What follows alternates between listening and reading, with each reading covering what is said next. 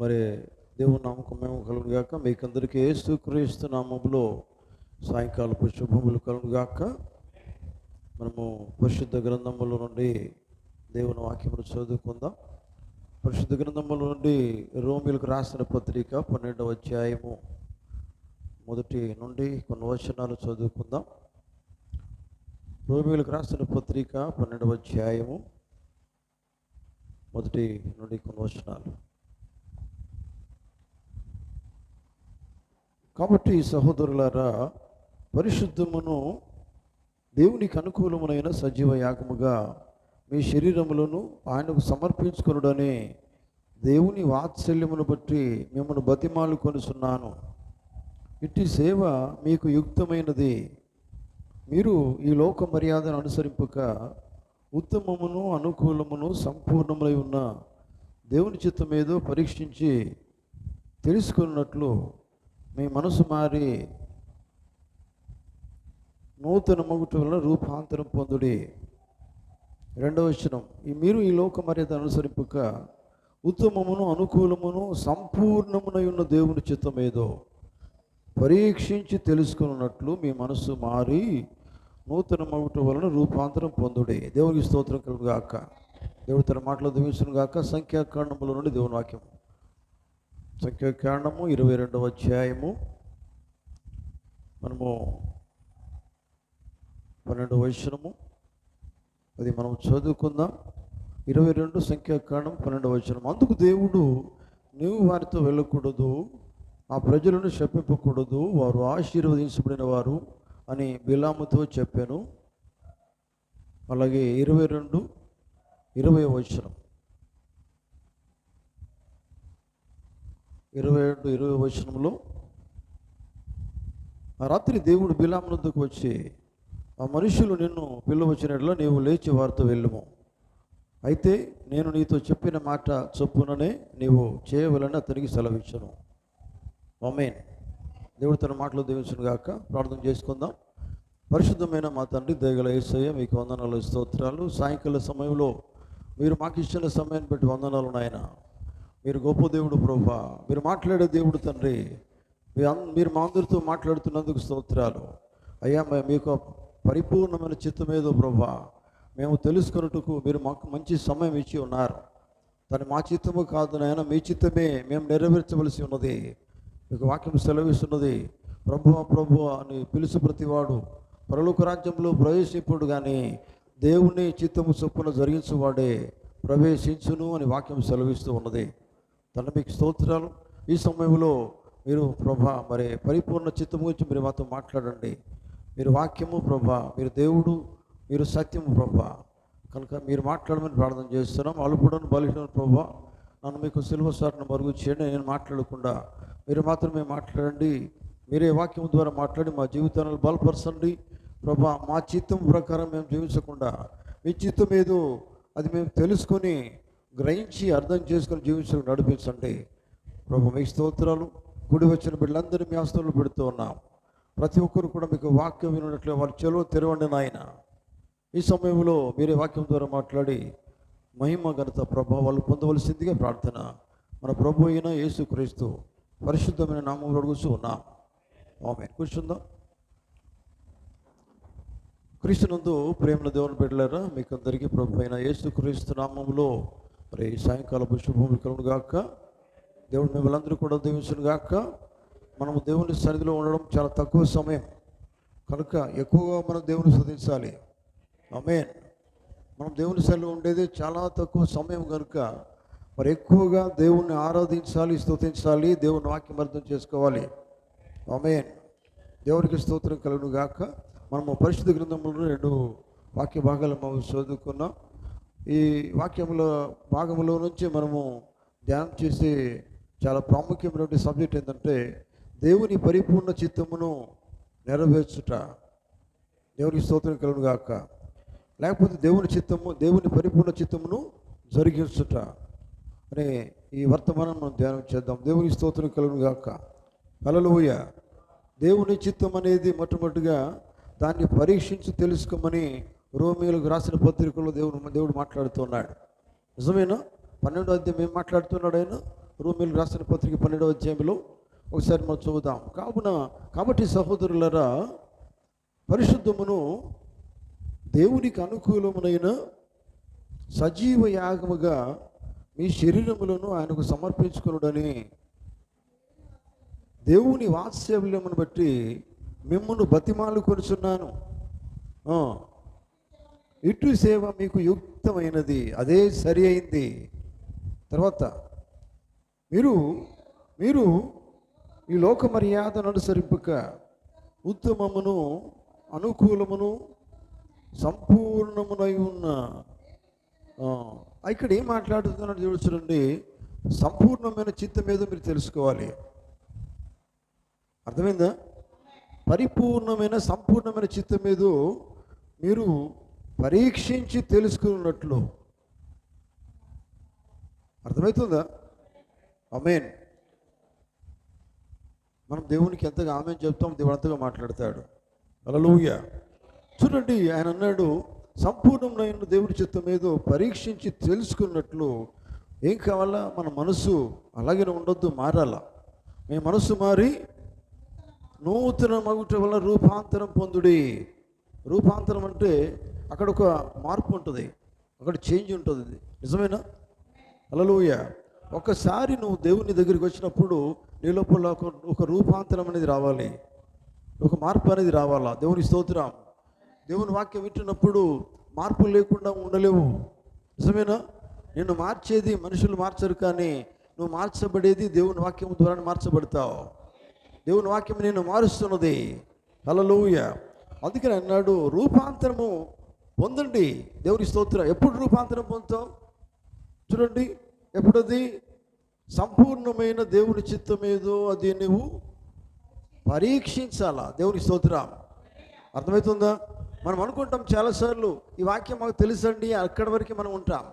తెలుసుడు కాదు, అది నువ్వు పరీక్షించి తెలుసుకోవడం కావాలా, తెలుసుకొని జీవించడం కావాలా కదా. మనం ఏమనుకుంటామంటే వాక్యంలో నాకు ఇది తెలుసు అని మనం అనుకుంటాం. అనుకోవడం కాదండి దేవుని బిడ్డలారా.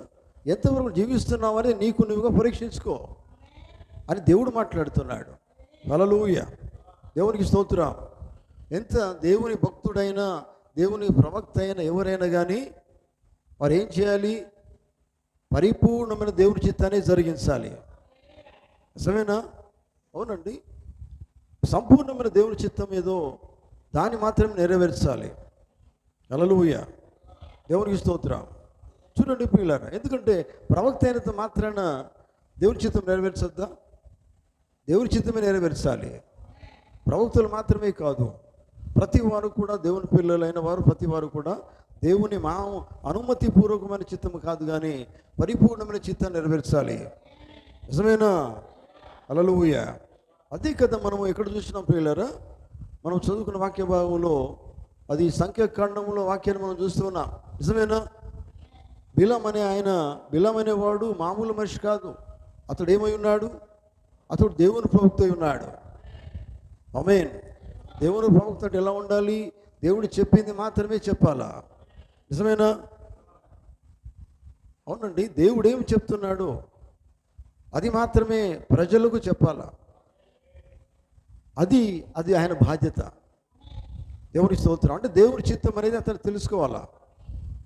నిజమేనా? ప్రవక్త మాత్రమే కాదు కానీ ఇక్కడ ఏమన్నాడు? ఇది ప్రవక్తలు చెప్పట్లేదు. ఈయన ఎవరు? పౌలు. రోమీయులకు రాసిన పత్రికలో ఈ మాట ఎవరితో మాట్లాడుతున్నాడు? ఆయన రోమా పట్టణంలో ఉన్నటువంటి ఆయన సంఘంతో మాట్లాడుతున్నాడు, పరిశుద్ధులతో మాట్లాడుతున్నాడు. ఏమన్నాడు ఆయన? కాబట్టి నా సహోదరులారా, మీరేం చేయాలి? నేను ప్రేమతో మీతో మాట్లాడుతున్నాను, వాత్సల్యంతో మాట్లాడుతున్నాను, ప్రేమతో చెప్తున్నాను. బతిలాడినట్టే ఉన్నది వాక్యం. నిజమేనా? ఎందుకంటే వారు సరి అయిన రీతిలో రావాలి, సరిగా నడవాలా అనే ఉద్దేశం మాత్రమే పౌల్లో ఉన్నది. ఆమేన్. దేవుని వాత్సల్యమును బట్టి మిమ్మల్ని మీతో చెప్పడం కాదు. ఏమన్నాడైనా? చదవండి అన్నమాట. దేవుని వాత్సల్యం బట్టి మిమ్మల్ని బ్రతిమాలుతున్నాను. అర్థమైందండి? బ్రతిమాలుతున్నాడండి. ఏమైనా వస్తుంది ఆయనకి? ఏమైనా పైసలు వస్తున్నాయి, డబ్బులు వస్తున్నాయి బ్రతిమాలేదానికి? మీకు తెలుసా? ఒక ఆత్మను దేవుని సన్నిధికి రావాలంటే బ్రతిమిలాడిన తప్పు లేదు. దేవుని స్తోత్రం. ఒక ఆత్మను రక్షించాలా, నిజమేనా?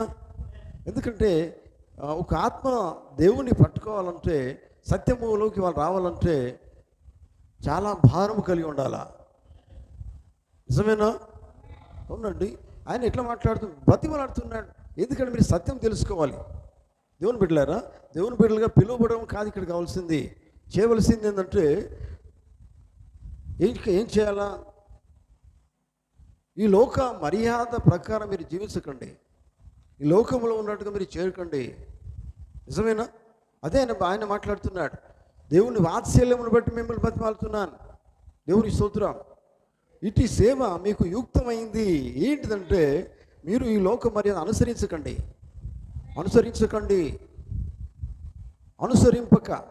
అనుసరింపక ఉత్తమమును అనుకూలమును సంపూర్ణమునై ఉన్న దేవుని చిత్తం ఏదో ఏం చేయాలి?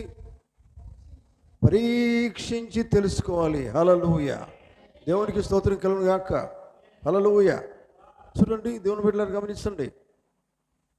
అందుకనే రూపాంతరపరుచు శక్తి అని వర్తమానంలో పోతున్నాడు. మనం ఇంతకుముందు విన్న మాట అనుకుంటాను, ఇది మీరు విని ఉంటారు.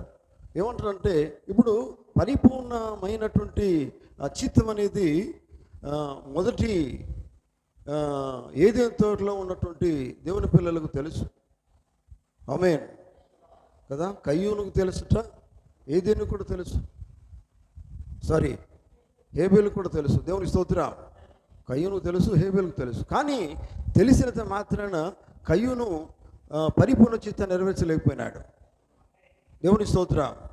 అందుకని పోగుతున్నాడు చూడండి, కయ్యూనికి దేవుని పరిపూర్ణ చిత్తం ఏదో తెలుసు, కానీ అతడు దాన్ని చేయలేకపోయాడు. అర్థమవుతుందా? హల్లెలూయా. ఎందుకు అతడు దాన్ని చేయటకు నిరాకరించాడంటే అతను ఏ సంతానమై ఉన్నాడో అతను ఎరిగి ఉన్నాడు. దేవుని స్తోత్రం కలుగును గాక. అతను ఏ సంతానమై ఉన్నాడు? సర్ప సంతానమై ఉన్నాడనే సంగతి అతనికి తెలుసు కనుక ఈ పరిపూర్ణ చిత్తం ఆయనకు అవసరం లేదు. అర్థమైందా? దేవుని చిత్తం అనేది ఎలా చేయాలనేది అవసరం లేదు. దేవుని చిత్తాన్ని అతను జరిగించడం. ఎందుకంటే అతను ఏమై ఉన్నాడు? దేవుని సంతానం కాదు, అతను సర్ప సంతానమై ఉన్నాడు. హల్లెలూయా. అతను నిరాకరించాడు. అంటే దేవుని చిత్తాన్ని నెరవేర్చే దాన్ని నిరాకరించేవారు మరి ఏ సంతానం అవుతారు? సర్ప సంతానం కిందికి వస్తారు. అర్థమవుతుందా? హల్లెలూయా. మనం చాలాసార్లు మనం అనుకుంటామండి మన చిత్తమే అనుకుంటాం. మన చిత్తం కాదండి. మన చిత్తం అయితే మనం దేవుని ఎందుకు మనం నమ్మాల్సింది? దేవుని ఎందుకు మనం అంగీకరించాం? ఎందుకు దేవుని చిత్తం జీవిస్తామని దేవునితో మాట్లాడినాం, దేవునికి ప్రార్థన చేస్తున్నాం, నిజమేనా? హల్లెలూయా. చూడండి, గమనిస్తాను ప్రియులారా.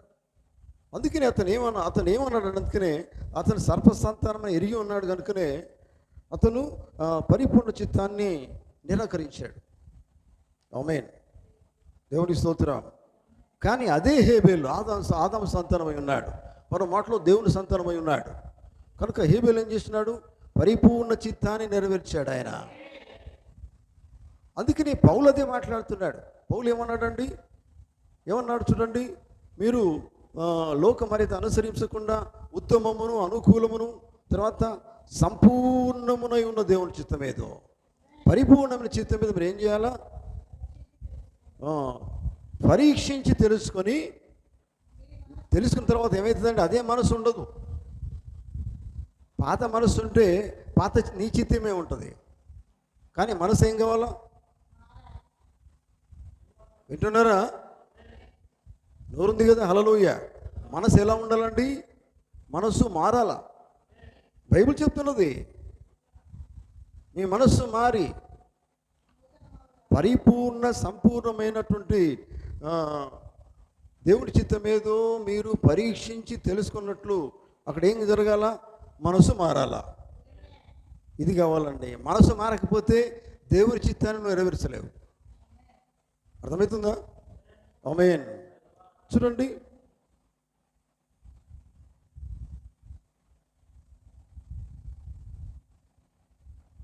కయ్యూనుతో దేవుడు అన్నాడట. ఏమన్నాడు తెలుసా? కయ్యూను, నీ తమ్ముని వైపు చూడమన్నాడు.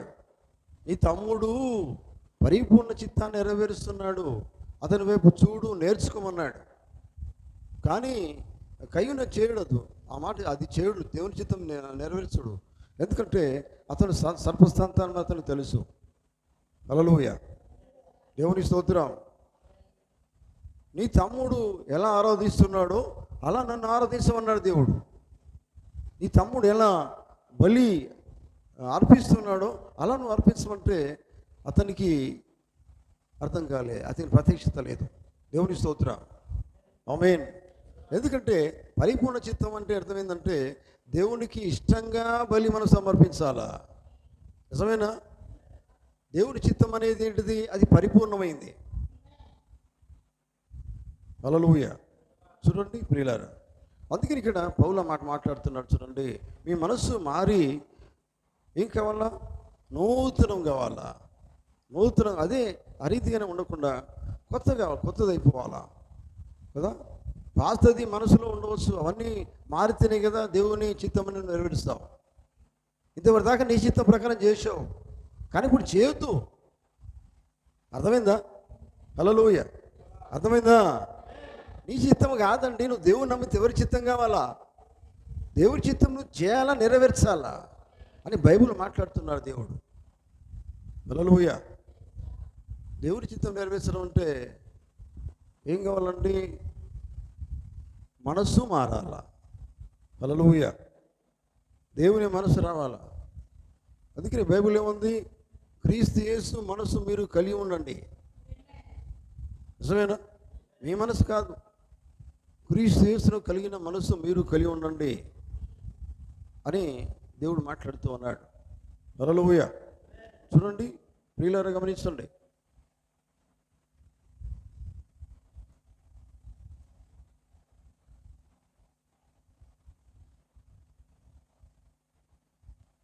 దేవుని పరిపూర్ణ చిత్తము ఇది ఇది అని మనం తెలిసినప్పుడు చేయకుండా ఉండడం పెద్ద తప్పు. తెలిసి చేయకపోవడం తప్పు. అర్థమైందా? ఆమేన్, హల్లెలూయా. అది మనము సంఖ్యాకాండంలో మనం చూస్తున్నాం పిల్లరా. సంఖ్యాకాండంలో దేవుని ప్రవక్త కానీ దేవుని ప్రవక్త అనేవాడు నిజంగా ఎలా ఉండాలి? దేవుడు చెప్పింది మాత్రమే చేయాలి. ఇప్పుడు చూడండి, అక్కడ ఉన్న రాజు ఏం చేస్తున్నాడు? ఎందుకు ఈ బిలాము దగ్గరికి తన దగ్గర ఉన్నటువంటి కొంతమందిని పంపించాడు? అతను దేవుని ప్రవక్తని పంపించాడా లేదా? ఎటున్నారా? ఎందుకంటే ఆయన చెప్తే అన్నీ జరుగుతాయి అనే ఉద్దేశంతోనే తన దగ్గర ఉన్నటువంటి కొంతమందిని అక్కడ పంపించాడు. హల్లెలూయా. అదే బైబిల్ మాట్లాడుతున్నాడు. చూడండి, పంపించినప్పుడు ఇక్కడ ఏం చేస్తున్నాడు ప్రవక్త? బిలాము అనే ప్రవక్త, అయ్యా నేను దేవుణ్ణి అడుగుతాను, మీరు ఇక్కడ ఉండండి, వేచి ఉండండి, దేవుణ్ణి అడుగుతాను అన్నప్పుడు దేవుడు అన్నాడు. ఏమన్నాడు? 12వ వచనం 10వ వచనంలో, సంఖ్యాకాండము 22:12 వచనంలో ఏమన్నాడు దేవుడు? ఒకసారి చదవండి. అందుకు దేవుడు, నీవు వారితో వెళ్ళకూడదు, ఆ ప్రజలను శపించకూడదు, వారు ఆశీర్వదించబడిన వారు అని బిలాముతో చెప్పాను. ఆమేన్. ప్రవక్త అంటాడు, దేవుడు మొదటగా ఏమి చెప్పాడో అదే పరిపూర్ణమైన నిర్ణయం అన్నాడు ఆయన. అదే పరిపూర్ణ చిత్తం అన్నాడు. దేవునికి స్తోత్రం, హల్లెలూయా. దేవుడు మొదట నీతో ఏం మాట్లాడుతున్నాడో, ఏం చెప్తున్నాడో ఆ మాట ప్రకారంగా నువ్వు జీవించడమే పరిపూర్ణ చిత్తము. ఆమేన్. అది నువ్వు పక్కన పెట్టేసి, ప్రభా ఇది వద్దు, ప్రభా అది పక్కన ఇంకోటి నువ్వు అడగొద్దు, ఇంకోటి అడగొద్దు. ఫస్ట్ ఆయన ఏం చెప్పాడు అది నువ్వు చెయ్యి. అర్థమైందా? అది నీకు కష్టంగా అనిపిస్తుంది. కష్టంగా అనిపించడం కాదు ఇక్కడ కావాల్సింది, అది దేవుని పరిపూర్ణమైన చిత్తమని అర్థం చేసుకోవాలా. హల్లెలూయా. ఏమైంది మరి? మొట్టమొదటి చెప్పాడా లేదా ఆయన? వెళ్ళకు, నువ్వు వెళ్ళొద్దు. ఇప్పుడు ఆయన పంపించి దేనికోసం అంటే ఈయన ఒక ప్రవక్త, దేవుడు ఆయనతో మాట్లాడతాడు కనుక నేనేది చెప్తే అది చేస్తాడు అని ఆయన అనుకున్నాడు. ఆయన చెప్తే ఏది పెడుతుంది ఆయన చేయాలంటే మరి ఈయన దేవుని ప్రవక్త ఎట్లా చేస్తాడు? దేవుని దగ్గర ఎందుకు అడుగుతానన్నాడు? దేవుని దగ్గర అడుగుతానన్నాడు అంటే అర్థం ఏంటంటే ఆయన దేవుని ప్రవక్తే. హల్లెలూయా. దేవుని ప్రవక్త కనుక ఏం చేయాలంటే దేవుడు చెప్పిందే చేయాలా. హల్లెలూయా. మొదటిసారి అయిపోయింది. వాళ్ళు ఏం చేశారు, మళ్ళీ దేవుడు ఈ రీతిగా చెప్తున్నాడు అయినప్పటికీ వాళ్ళు ఆ రాజు దగ్గరికి వెళ్ళిపోయిన తర్వాత రాజు ఏం చేసినాడు, మళ్ళీ ఒకసారి ఇంకా జర గొప్ప వాళ్ళని పంపించాడట. దేనికోసం పంపించాడంటే ఇంకా ధనము, ఇంకా నీకు ఘనత తీసుకుని వస్తాం, నీకు నీకు ఏది కావాలంటే అది మేము ఇస్తాం, చేస్తాం, నీ రాజు కదా అని ఈసారి పంపించినప్పుడు ఈయన మళ్ళీ ఏం చేస్తున్నాడు, వీళ్ళ ఏం చేసి మళ్ళీ దేవుని దగ్గర పోయినాడు. హల్లెలూయా. దేవుని దగ్గర పోయి మళ్ళీ ప్రార్థన చేస్తున్నాడు. అడిగితే దేవుడు ఏమన్నాడండి? సంఖ్యాకాండములో ఆ మాట మనం చదువుకున్నాం చూడండి. అక్కడ ఏమన్నాడు ఆయన? 22-20 వచనంలో ఏమన్నాడు? ఆ రాత్రి దేవుడు బిలాము వద్దకు వచ్చి, ఆ మనుషులు నిన్ను పిలువచ్చిన యెడల నీవు లేచి వారితో వెళ్ళుము. సరే, నువ్వు వెళుతానంటున్నావు కదా, నేను మొట్టమొదట నేను చెప్పాను వెళ్ళకూడదు అని. సరే, నువ్వు మళ్ళీ వెళ్తానన్నావు.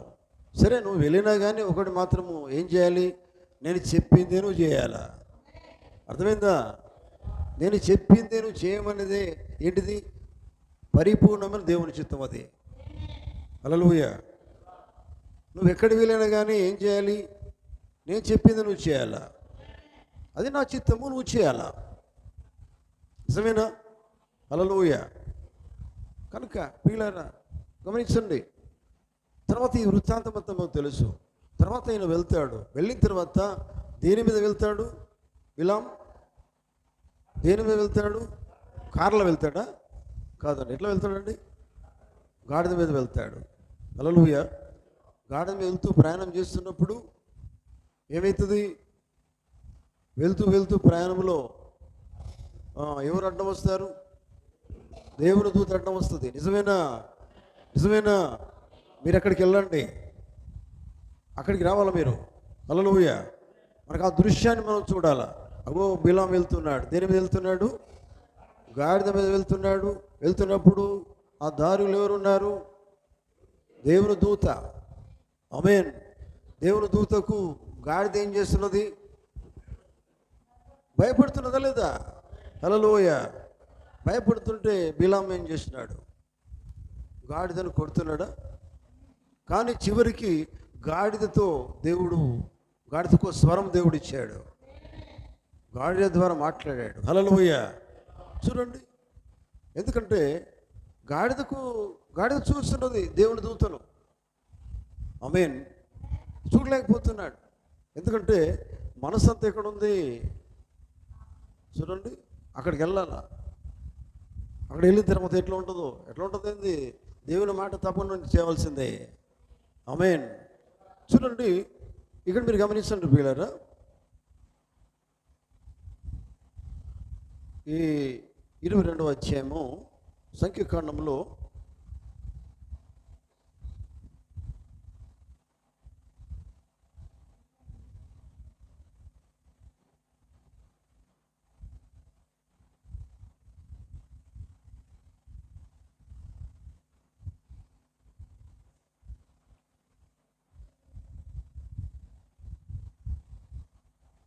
34వ వచనం చూడండి. దానికంటే ముందు 32వ వచనం చూడండి. సరే, ఇంకా దానికంటే ముందు మనం పోవాలంటే 28వ వచనం చూడండి. 28వ వచనం. 28వ వచనము. అప్పుడు యెహోవా ఆ గాడిదకు వాక్కునిచ్చెను కనుక అది, నీవు నన్ను ముమ్మారు కొట్టితివి, నేనేమి చేస్తునని బిలాముతో అనగా. బిలాము ఏమంటున్నాడు? గాడిదతోటి. గాడిద మాట్లాడుతున్నది. హల్లెలూయా. గాడిద మాట్లాడుతుందండి? మాట్లాడుతుందా? ఇక్కడ మాట్లాడుతానని బైబిల్ చెప్తున్నది. గాడిదకి ఎవరిచ్చారు స్వరం? దేవుడిచ్చాడా? దేవుడు ఏదైనా చేయగలడు. దేవునికి అసాధ్యమైనది ఏమున్నది? దేవునికి అసాధ్యమైనది ఏది కూడా లేదు. చూడండి, గాడితో దేవుడు మాట్లాడిస్తున్నాడు. ఏమన్నాడు చూడండి, గాడి ఏమన్నదట? గాడిద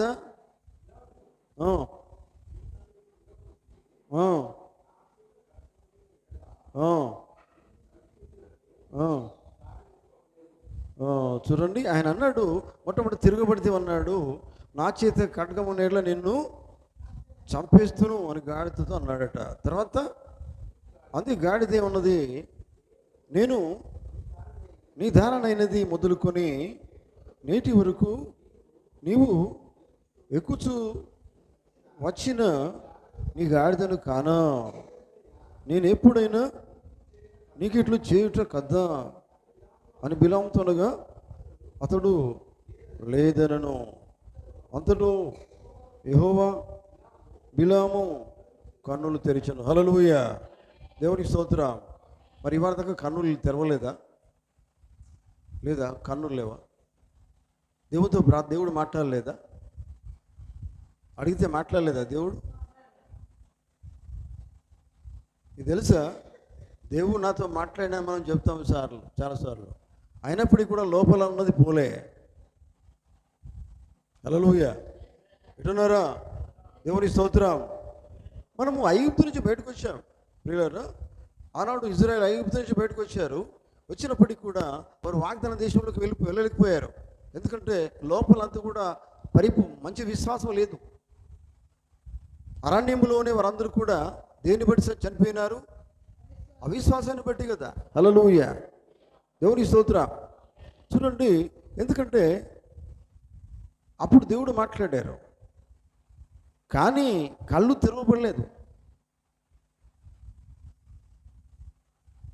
కళ్ళు పరిపూర్ణంగా సగం కళ్ళు తెరవడం కాదండి. కళ్ళు ఎట్లా ఉండాలి? మనకి పూర్తిగా మనము తెరవబడిన కళ్ళతో దేవుని వాక్యాన్ని చూడాలా. హల్లెలూయా. అంటే అర్థం ఏంటంటే, మనం ప్రార్థన చేస్తాం, మనం బాగానే ఉన్నాం అనుకుంటాం కదా. నేను ప్రార్థనకు వస్తున్నాను, బాగానే ఉన్నాం అనుకుంటాం. బైబుల్ చదువుతాను, బాగానే ఉన్నాం అనుకుంటాం. అనుకోగా సరిపోలే. నేను మంచిగా నడుస్తాను అనుకోగానే సరిపోలేదు. ఇంకా ఏం ఉన్నది జరగాల్సింది. ఆయన ప్రవక్త కదండి, దేవుడు మాట్లాడలేదా? హల్లెలూయా. దేవుడు మాట్లాడి బాగానే ఉన్నాను అనుకున్నారా లేదా? నన్ను పిలుస్తున్నాడు, నేను చెప్తే నన్ను జరుగుతాయి. రాజే పిలుస్తున్నాడు, అది కరెక్ట్ కాదు. ఇంకా చూడండి, ఆయన ఆ కన్నులు ఓపెన్ కాలే పూర్తిగా. అర్థమవుతుందా? అందుకనే మనం ఎప్పుడు కూడా నేను బాగానే ఉన్నాను అనుకోవద్దు. ఇంకా పూర్తిగా రావాలా. ఇంకా ఎన్నో ఉన్నాయి మన సరిగా వచ్చేదానికి కదా. అర్థమైందా? ఇప్పుడు ఎప్పుడు ఈ కళ్ళు తెరవబడిన తర్వాత అప్పుడు ఏమవుతుందండి? ఆయన అప్పుడు అన్నీ చూడగలుగుతాడు. ఇంతకుముందు ఆయన చేసిన తప్పేదో తెలుసుకుంటాడు. తర్వాత చదవండి.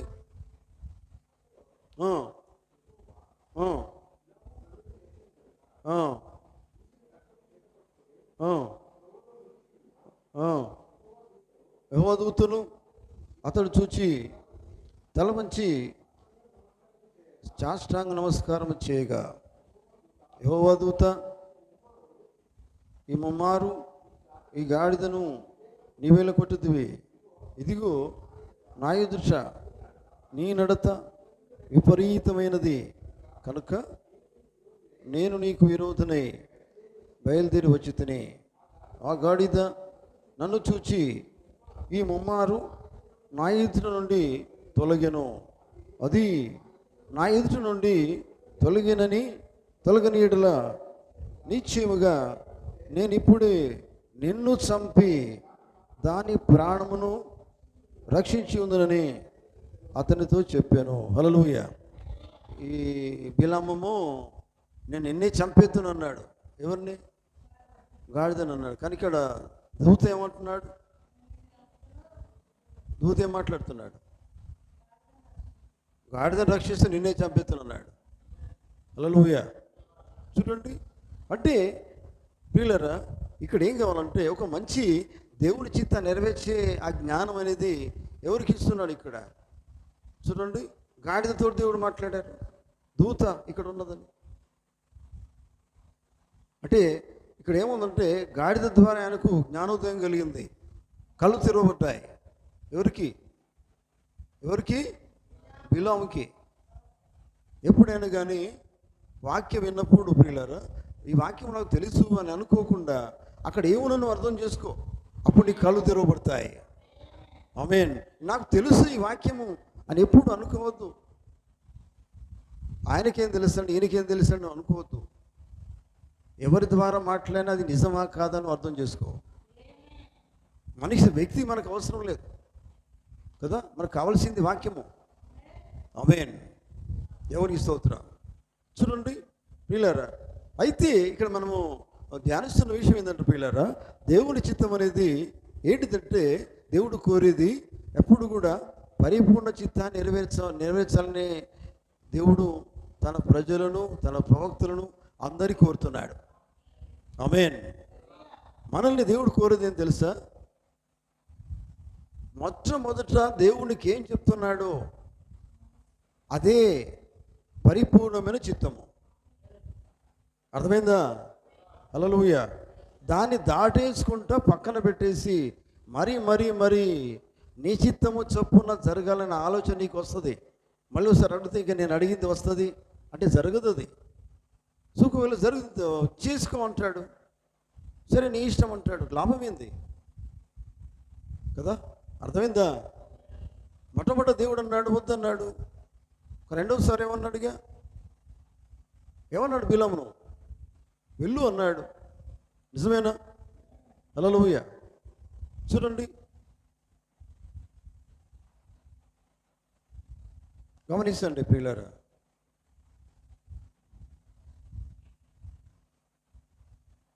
మీరు ఈ లోక మర్యాద అనుసరింపక అనుకూలమును పరిపూర్ణమునైన దేవుని చిత్తమును చేయుటకు మొట్టమొదటి మీ మనసు మారవలసి ఉన్నది. మనసు మారి నూతన మగుట రూపాంతరం మీరు పొంది ఉండాలి. రూపాంతరం చెందిన తర్వాత అప్పుడు దేవుని చిత్తం ఏదో పరిపూర్ణ చిత్తం ఏదో నువ్వు ఎరిగి ఉంటావు. ఆమేన్. అప్పుడు క్రీస్తు యేసులో ఉన్న మనసు అనేది నువ్వు పొందుకుంటావు. దేవుని స్తోత్రం. హల్లెలూయా. చూడండి, మన సహజమైన జీవితం నుంచి రూపాంతరం పొందాల. అర్థమవుతుందా? సహజమైన జీవితం వేరు, అతి సహజమైన అసహజమైన జీవితం కావాలా? దేవుని కార్యం ఎటువంటిదండి? సహజమైన కార్యం కాదు. దేవుడు ఎటువంటి కార్యాలు చేస్తాడు? ఇప్పుడు గాడితో మాట్లాడిపించాడు. అది ఏ కార్యం? అది అసహజమైన కార్యం. అది గాడిద మాట్లాడదు, కానీ మాట్లాడిపించాడు. అంటే అర్థం ఏంటంటే దేవుడు చేసే కార్యం ఎట్లా ఉంటుందంటే అసహజమైన కార్యాలు చేస్తాడు. అంటే లోకము నమ్మని కార్యాలు చేస్తాడు. అందుకనే దేవుడు చేసే కార్యం అంతా కూడా నమ్మని నిజాలుగానే ఉంటాయి. హల్లెలూయా. దేవునికి స్తోత్రం. కనుక గమనించండి, అందుకని దేవుని యొక్క ఆత్మ ద్వారా మనం ఏం చేయాలంట? అసలు రూపాంతరం అంటే చెప్తున్నట్టు చూడండి, ఇది రూపాంతరపడు శక్తి అనే వర్తమానంలో దేవుని యొక్క ఆత్మ ద్వారా, ఆయన వాక్యము ద్వారా రూపాంతరం పొంది దేవుని యొక్క పరిపూర్ణ చిత్తమునకు చేయుటకు నీవు తేబడాలి, నువ్వు చేయాలి, నెరవేర్చాలి. ఆమేన్. అర్థమైందా? పరిపూర్ణ చిత్తం ఎప్పుడు చేస్తావట? రోమీలకు రాసిన పత్రిక ప్రకారంగానే సంపూర్ణమైన చిత్తం మీద నువ్వు తెలుసుకో, పరీక్షించు.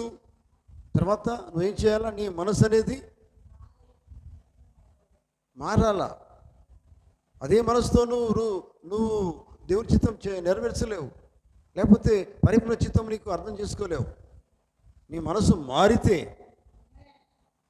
అప్పుడు ఏం చేస్తావంటే పరిపూర్ణ చిత్తము నెరవేర్చుటకు అప్పుడు నువ్వు లోబడతావు. ఆమేన్. హల్లెలూయా. కనుక దేవుని బిడ్డలారా, చూడండి, గమనించండి.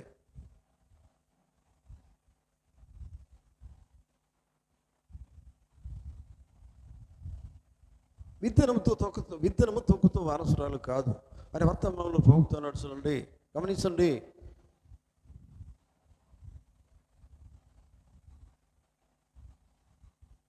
ఆయన అనుమతించబడిన చిత్తమును నీవు కోరినట్లయితే నీవు దానిలో పని చేయవచ్చు, మరియు దేవుడు దానికి అనుమతించవచ్చు, అయినను అది దేవుని పరిపూర్ణ చిత్తములకే నువ్వు పోరాడవలసి ఉన్నది. అర్థమైందా ఈ మాట? దేవుడు నువ్వు అడుగుతున్నావు, కరే ఏం చేస్తారంటే అనుమతిపూర్వకమైన చిత్తముకు నువ్వు అడుగుతుంటే దేవుడు చేయమనవచ్చు. అయినప్పటికీ కూడా నువ్వు ఏం చేయాలట?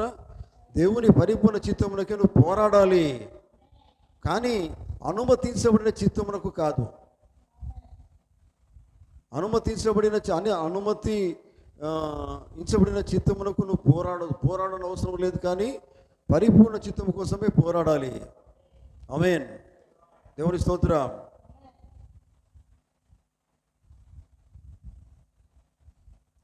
ఈ రోజున భూమి మీద ఉన్న దేవుని రాజ్యము ఎన్నడూ ఆయన అనుమతించబడిన చిత్తం పైన ఉండదు. అది తప్పక ఆయన పరిపూర్ణ చిత్తంలోకే తిరిగి రావాల్సి ఉన్నది. అర్థం కాలే మీకు? అర్థమైందా ఈ మాట? అర్థమైందా? హల్లెలూయా. ఆయన ఏమన్నాడు చూడండి, ఈ రోజున భూమి మీద దేవుని రాజ్యం ఎన్నడూ కూడా ఆయన అనుమతించబడిన చిత్తమునపై ఉండదు. అనుమతించబడిన చిత్తం పైన ఉండదు దేవుని రాజ్యం అనేది. కానీ అది తప్పక ఆయన పరిపూర్ణ చిత్తమునకు తిరిగి రావాల్సి అంటే అర్థం ఏంటంటే తెలుసా? ఈ భూమి మీద దేవుని రాజ్యం ఉన్నది. దేవుని రాజ్యంలో ఉన్నవారు వాళ్ళు ఎటువంటి వాళ్ళు అంటే అనుమతించబడిన చిత్తం నెరవేర్చేవారు కాదు. వారు ఏమై ఉన్నారు? పరిపూర్ణ చిత్తం నెరవేర్చవలసిన వారే దేవుని రాజ్యమై ఉన్నారు. వారే ఈ భూమి మీద ఉన్నారు.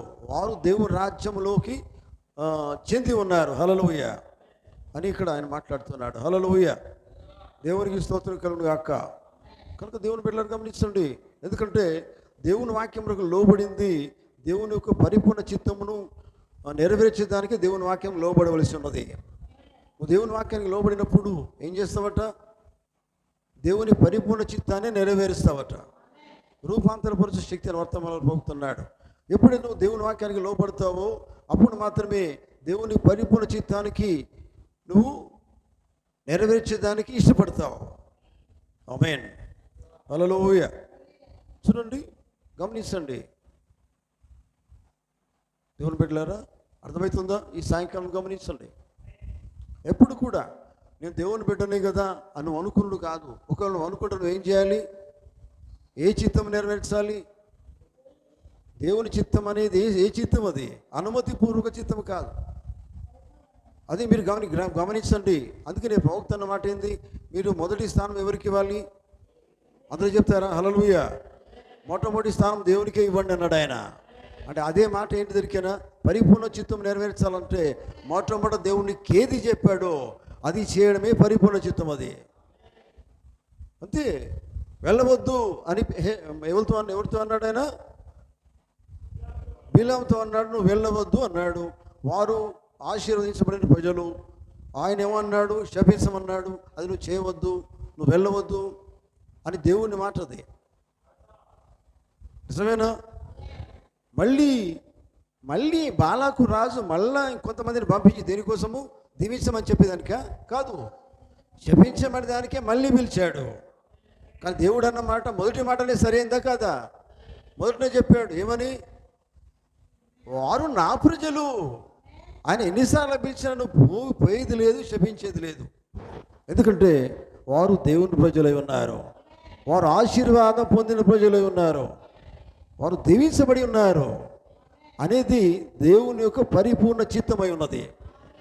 దాన్ని నువ్వు అనుమతిపూర్వక చిత్తంతో వెళ్ళనా అంటే సరే నువ్వు వెళ్ళు, కానీ నేను చెప్పింది మాత్రం చేయి అన్నాడు ఆయన. అవునండి, అదే చేయాలి. మీకు అర్థమైందా? ఏదన్నా మనము ప్రభా నేను ఇక్కడికి పోతాను, ఇది చేస్తాను, ఇది చూడండి ముగిస్తాను నేను. ప్రభా అయ్యా మీ చిత్తం నాకు తెలుసు ప్రభా, కానీ ఇది నేను చేస్తాను, కొన్ని మీకు ఇష్టం కాని పనులు నేను చేస్తున్నాను, మనం చాలాసార్లు పోతాం. అయినప్పటికీ కూడా ఆయన అంటాడు నీతో మాట్లాడతారు లోపల, అది నువ్వు చేయకూడదు అంటాడు ఆయన. లోపల గద్దించిన హృదయం చేయకూడదని తెలుసు, కానీ నువ్వేం చేస్తావు? పోతూనే ఉంటావు, నడితేనే ఉంటుంది అనుకుంటావు. నడితే ఎట్లా నడుతుందండి? అది ఏ చిత్తం అవుతుంది? మరి దేవుణ్ణి అడుగుతావు, ప్రభు ఒక్కసారి వద్దయ్యా అని ఆయన అంటాడు. అవునా కదా? ఇది చూడండి. హల్లెలూయా. అయ్యా నువ్వు చేయకూడదయ్యా అంటే, ఒక్కసారి ప్రభు వెళ్ళొస్తాను. ఎందుకు వెళ్తావు? సరిపో అనేది ఏంటిది మరి? అరే అన్నాడు, దేవుడే అన్నాడు పోమన్నాడు, పోతా అంటే ఏ చిత్తం అది? అది పరిపూర్ణ చిత్తం కాదు, అది అనుమతి పూర్వక చిత్తం. అది మొట్టమొదటి చెప్పాడు వద్దయ్యా అని కదా, నిజమేనా? అవునండి ప్రియులారా, ఒక్కసారి అర్థం చేసుకుంటే చాలు. పరిపూర్ణ చిత్తం ఏదో నువ్వు నెరవేర్చాలా. ఆమేన్. అది నువ్వు చేస్తే చాలు కదా. కొలస్సీలకు రాసిన పత్రిక మాట చదువుకొని ముగిద్దాం. కొలస్సీలకు రాసిన పత్రికలో మాట చూద్దాం, మొదటి అధ్యాయంలో. అక్కడ కూడా ఆయన చిత్తం గురించి మాట్లాడతాడు. చూడండి,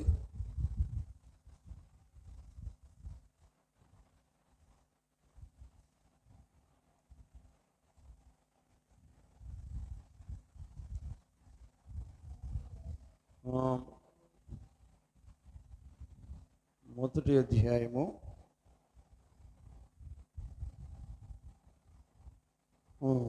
9వ వచనం చదువుదాం. 9వ వచనం నుండి, అందుచేత ఈ సంగతి వినే నాటి నుండి మేమును మీ నిమిత్తము ప్రార్థన చేయటం మానక, మీరు సంపూర్ణ జ్ఞానమును ఆత్మ సంబంధమైన వివేకము గలవారును ఆయన చిత్తమును పూర్ణముగా గ్రహించువారునై ప్రతి సత్కార్యంలో సఫలులగుచు దేవుని విషయమైన జ్ఞానమందు అభివృద్ధి పొందుచు అన్ని విషయములలో ప్రభువును సంతోషపెట్టినట్లు ఆయనకు తగినట్టుగా నడుచుకొనవలనని చెప్తూ ఉన్నాడు. ఇక్కడ ఏమన్నాడంటే, పైన చూడండి, ఆయన చిత్తమును పూర్ణంగా మీరు గ్రహించవలసి ఉన్నది. ఆయన చిత్తాన్ని పరిపూర్ణంగా మీరు గ్రహించాలా, కొంచెం గ్రహించడం కాదు కదా, నిజమేనా? చూడండి, ఆయన చిత్తమును పూర్ణంగా గ్రహించిన వారై అప్పుడు మాత్రమే మీరు ఏం చేస్తారంటే అన్ని విషయాల్లో ప్రభువును సంతోషపెడతారు.